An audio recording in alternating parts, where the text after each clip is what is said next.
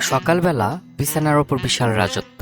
টুকি বিছানার ঠিক মাঝখানে শুয়ে, চারিপাশে বিভিন্ন জিনিস রাখা, চুলের ক্লিপ, কিছু কলম আর একটি চিপসের প্যাকেট। ব্ল্যাকি বলছে, এই রানীকে তুমি শুধু দেখতেই পাবে না, তুমি টেরও পাবে, কারণ উনি ঘরের মধ্যে রাজত্ব চালান। অন্যদিকে তানজিৎ রেগে বলছে।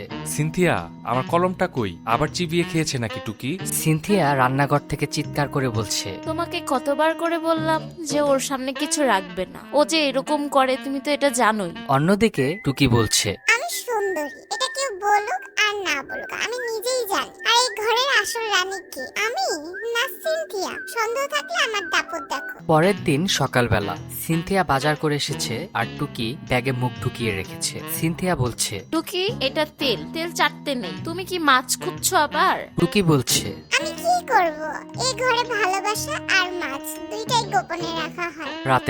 রাতে সবাই ঘুম। টুকি বিছানা থেকে নামছে, সে গিয়ে ফ্রিজের উপরে উঠছে। টুকি বলছে, সবাই ঘুমাচ্ছে কিন্তু আমি ঘুমাচ্ছি না, আমি পাহারা দিচ্ছি ফ্রিজে, কারণ কবে কোথা থেকে এক পিস মাছ বেরিয়ে পড়ে কে জানে। পাহারা দিতে দিতে টুকি এক সময় ঘুমন্ত সিনথিয়ার গায়ে গিয়ে শুয়ে পড়ে। টুকি বলছে, হ্যাঁ আমি দুষ্ট, কিন্তু আমি থাকি বলেই ওরা হাসে আর এই ঘরে জাদু ছড়ায়। টুকি রানীর কাণ্ড কারখানা।